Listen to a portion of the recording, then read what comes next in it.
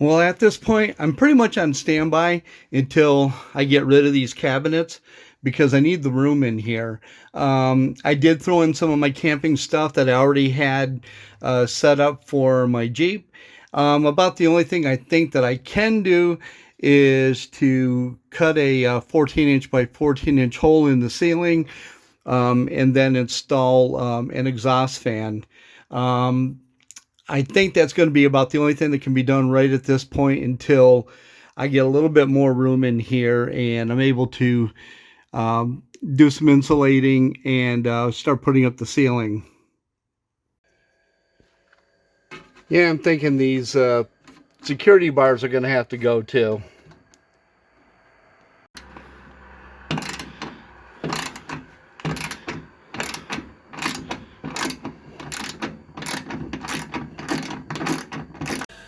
Well, I just removed the two security bars from the side doors.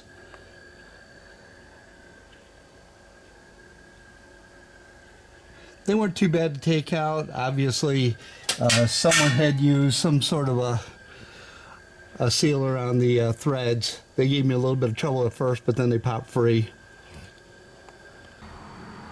And now I have a potential buyer for my metal cabinets, and it's time to remove these.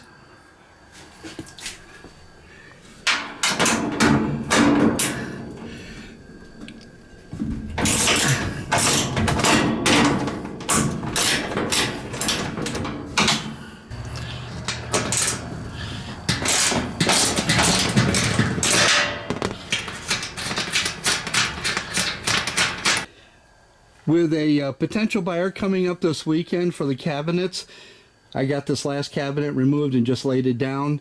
The other two I was able to fit into my storage unit where my Jeep is, and it kind of opens things up in here for me. And that's exactly what I wanted.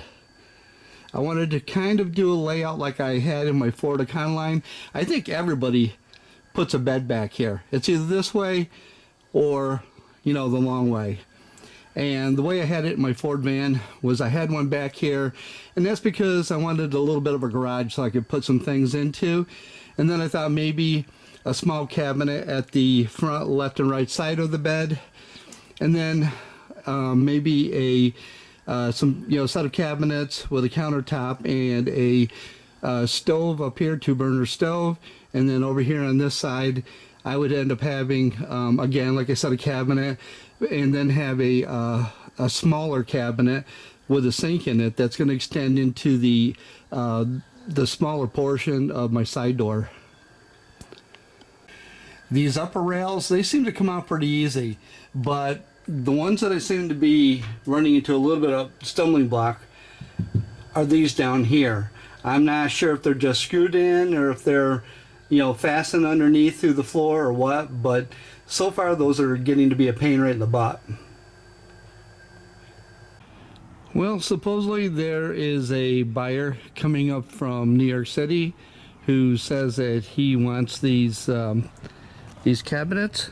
I don't know why nobody wanted to buy them locally. I mean, they're, you know, pretty expensive to buy new, and you can see they're not all beat to hell, but as it is, I've been sitting here since early this morning because they were supposed to be leaving and coming up here this morning, and I find out they didn't leave until afternoon, so I'm still sitting here waiting, and I think they're supposed to arrive somewhere around 4 p.m. But I guess if I want them sold and out of my way, that's what I've got to do, because I had the one cabinet left in the van that I had unhooked, and I had it laying in the van. That's now out. That's part of this pile here, and that's great.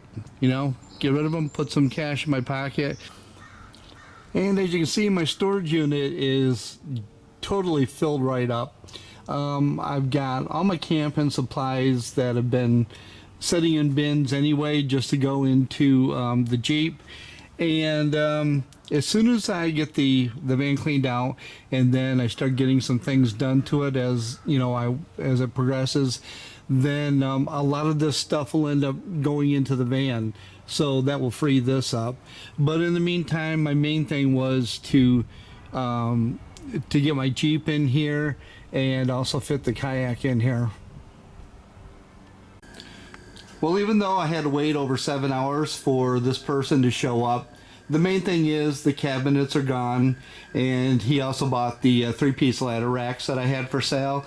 So that just puts more money in my pocket to buy some more goodies for the van. And the main thing is it's all open here and ready for the next phase.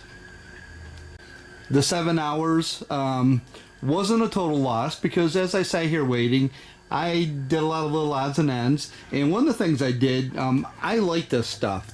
My son and I always use Meguiar's products, and this is specially formulated to maintain a deep, rich black shine, as it says, on black vehicles. And as you know, I like black vehicles. My Jeep is black, and I've used this on there, and I said, what the heck?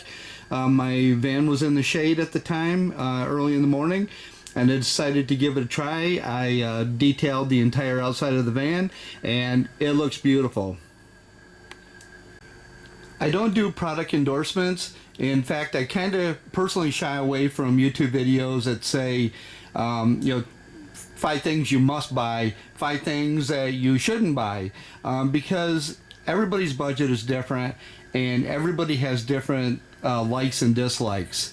It's like, take my refrigerator. I bought this to use in my Jeep, and I've used it in my Jeep because it will plug into a 12-volt power outlet. It will also plug into a 110 outlet so that you can use it inside your home or wherever you camp. But a lot of people, they swear by Dometic and others, and yeah, I have seen those as well. The thing of it is, I only have a certain amount of money I can spend on something, and what I do is to read reviews, I check out the product specs, and I try to go with the best thing that I can.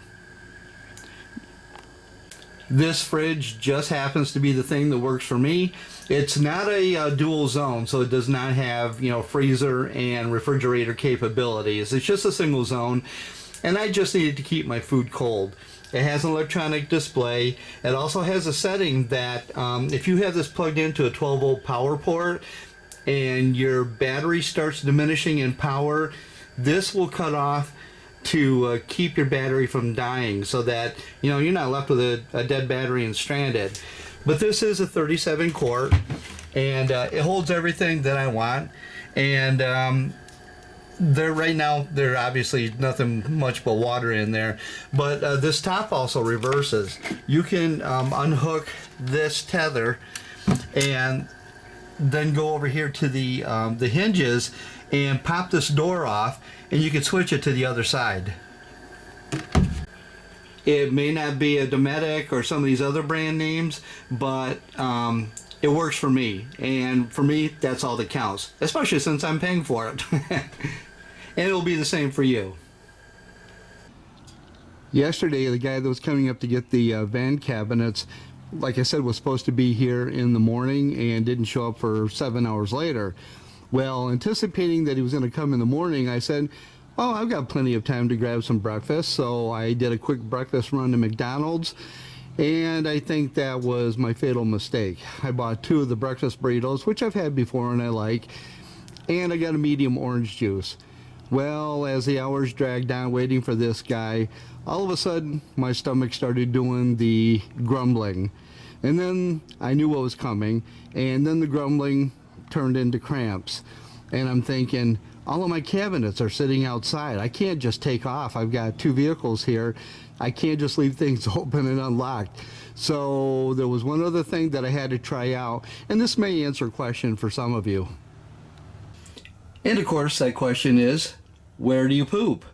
Well, I don't have any type of a compost toilet or anything like that, and most everything that I already have is because I purchased it ahead of time to fit in my Jeep so I can go overlanding with that. And keeping that stuff in mind, I would make the purchases as I needed or wanted things, and as money was affordable. I got the lid on Amazon. It's just a plastic lid. It fits very securely on a 5-gallon pail or, that type of pail. And it pretty much does everything that you need it to do. I did get this box of bags at Dollar Tree, and these seem to hold up very well. In the interim, I also keep the bags and a supply of TP inside of this, just to save on the space. But when I'm ready to use it, all I do is remove the lid, and I put one of the bags into the pail, and it's large enough to where it overlaps the sides, and then I snap the top back on so it stays securely.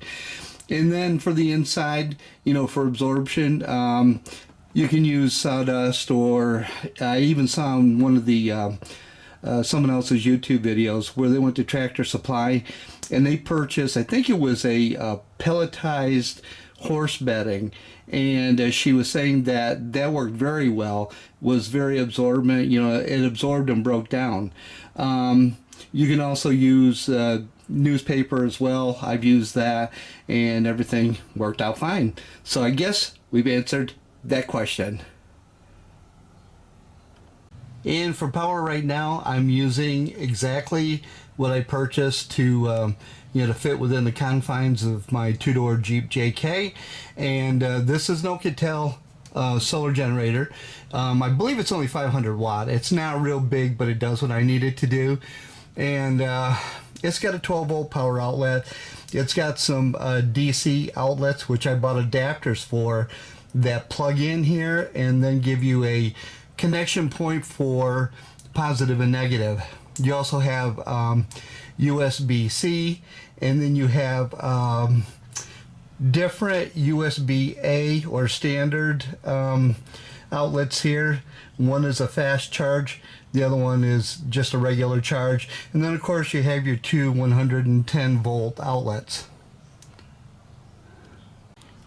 And along those same lines, I keep that charged up, that solar generator charged up, with this 100 watt solar suitcase. And fortunately for me, it was kind of a fluke that I unfolded it, stuck it up on my dash, and the dash is so big on this van that it spreads out evenly, and it, while it's sitting here, it's throwing a charge into that solar generator. So that's a plus for now. And probably the next thing to go into my van is going to be this ceiling fan, and also keeping along with my line of being frugal and not foolish. I did not go with a MaxxAir fan. For one thing, my God, well over $300 for that fan. That was crazy. And after watching Van City Van Life, I saw where Chrome was having issues with, that expensive fan that he's still trying to work on. I know someone gave him a tip to solve his problem, and he still had a little bit of trouble after that. So, I guess it doesn't matter sometimes, if you're buying the more expensive stuff or not. But with this fan, this is an off-brand. Yes, I got it on Amazon. It came in with very, very high 4.5 out of 5 reviews. Reviews were good. The ratings were good with it, and the price was definitely good. So I said, what the heck? They all take the same 14-inch by 14-inch hole in your roof. So I guess if later on down the road this thing does not pan out, I can end up replacing it. But it does come with a remote control. It has the powered lid on it and everything else that all the more expensive models seem to have. So we will find out when I get it installed and get it up and working. I've had new vehicles in the past, and my Jeep is a 2012, so not real new, but I was a little leery of doing certain things on this van because I wasn't sure what I could disconnect or connect and not create an issue. But the one thing I didn't like was this. When you go to put this in reverse, this has a backup camera, and look what you get. You get that little tiny square up in the corner. How in the hell am I going to see with that? You probably saw in one of my other videos where I installed this Wolfbox G900 dash cam / mirror in my Jeep. And even though, you know, I'm getting a little bit of white out here from the sun that's reflecting off that nicely polished van, this is the entire 12-inch wide screen. It's all touchscreen, and right now that's in reverse mode.